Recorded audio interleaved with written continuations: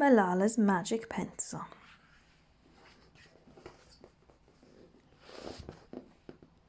Do you believe in magic?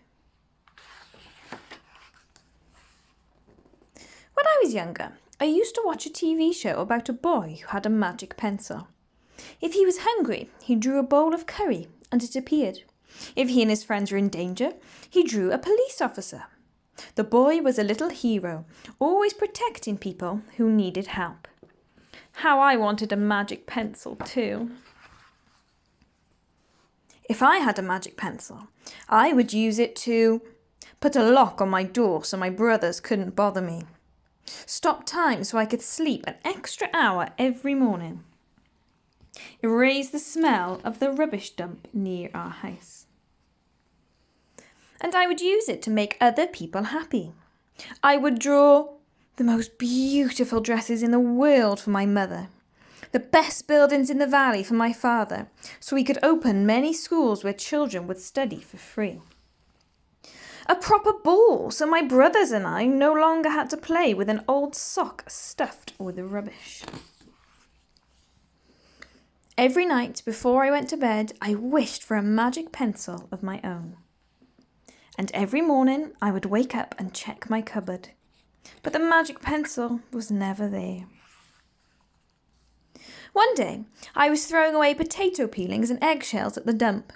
I was wrinkling my nose, swatting away flies and making sure I didn't step on anything dirty in my nice shoes, when I saw a girl about my age sorting rubbish into piles. Nearby, boys were fishing for metal scraps using magnets on strings. When my father returned home from work, I told him what I'd seen. It made him sad. "Abba?" I said. "Yes, Johnny," he said back. I always liked it when he called me dear one. "Why haven't I seen that girl in my class?" "Because," he said, but he didn't finish right away. "Because in our country not everyone sends their daughters to school, and some children must work to support their family. Those boys will sell the metal scraps they find. If they went to school, their families would go hungry."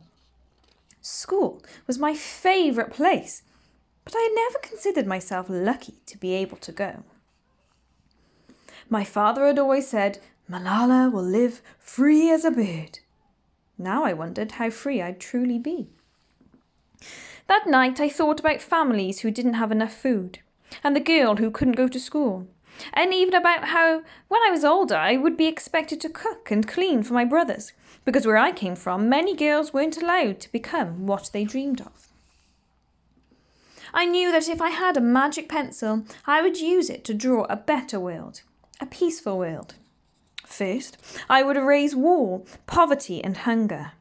Then I would draw boys and girls together as equals. Over the next few years, instead of wishing for a magic pencil every night, I worked hard in school every day.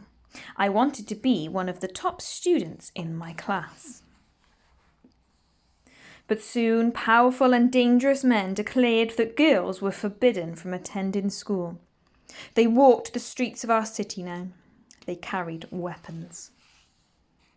One by one, girls stopped coming to school.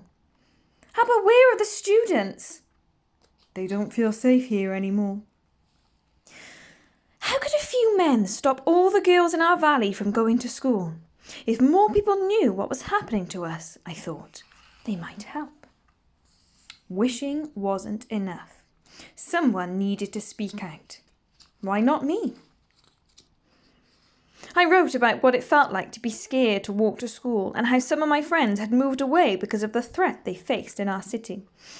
I wrote about how much I loved school and how proud I was of my uniform. Once I started writing, I didn't stop. I wrote speeches and travelled around my country, sharing my story. I even talked to a reporter from a famous international newspaper. People actually wanted to learn about my life.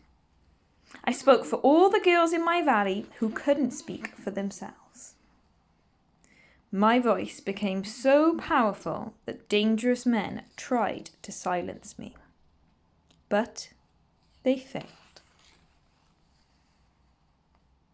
And now my voice is louder than ever. Louder because people have joined me, and together we make a chorus, standing up for what we believe. We raise our voices for those in need, help people in danger, even if they are an ocean away. We think of the world as a family. Do you still believe in magic? I do. I wrote alone in my room, but people all over the world were reading my story. Millions now know it, and it helped me spread my message of hope. I had at last found the magic I was looking for, in my words and in my work. I am Malala. I've always wished I could make the world a more peaceful place, and every day I work to make my wish come true. One child